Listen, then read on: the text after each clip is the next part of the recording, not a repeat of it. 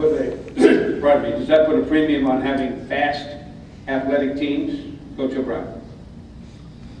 Well, it certainly does. With the advent of, the West Coast that has now come into the spread offense, the idea is to spread the football field and make you defend from sideline to sideline and from line of scrimmage to goal line. So in order to do that, you have to have people who can run and play.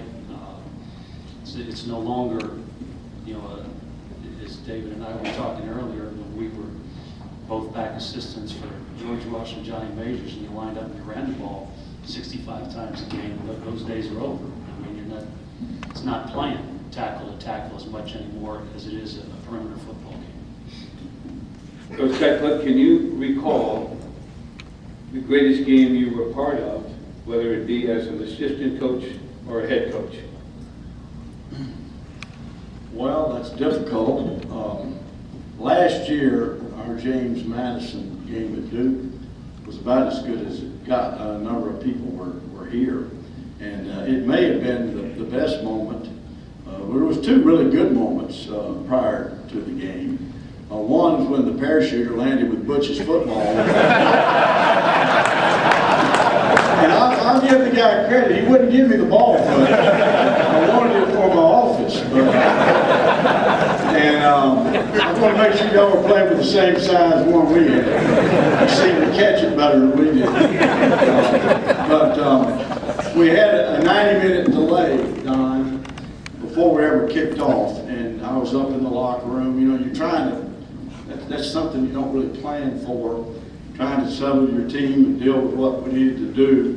And I decided to go down and look at the lightning to see how long I thought it might be. I got to the end of the tunnel and it was a sea of blue. They didn't go anywhere, and particularly our students. They had a little jungle juice or something to get them ready to go, but it was a great atmosphere and one that I'll never forget, my first game coaching at Duke. Thank you. I think last year, the game that stands out in the 2 years that I've been at Carolina certainly was the Notre Dame game. Kenan Stadium had an electric atmosphere, big-time opponent coming to town.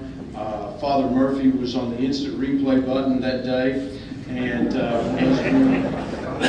there were some questionable calls on being overruled and inbounds and stuff, but we were able to persevere. But I know that on the sidelines, the way that our kids maintain their composure, because we lost the momentum, we lost the lead, we went into the locker room down significantly at halftime. We came out, kids just played as well as we could have ever asked them to play, got the momentum back, and it was really, truly a great college football game. It went down to the final 10, 11 seconds. Jimmy Clausen scrambling around, and I'd known Jimmy since he was in high school.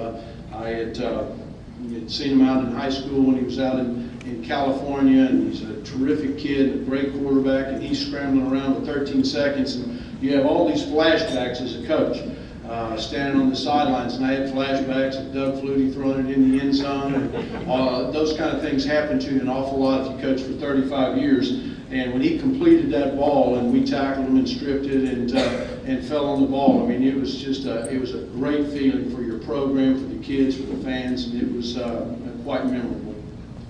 Thank you, Coach. Coach O'Brien.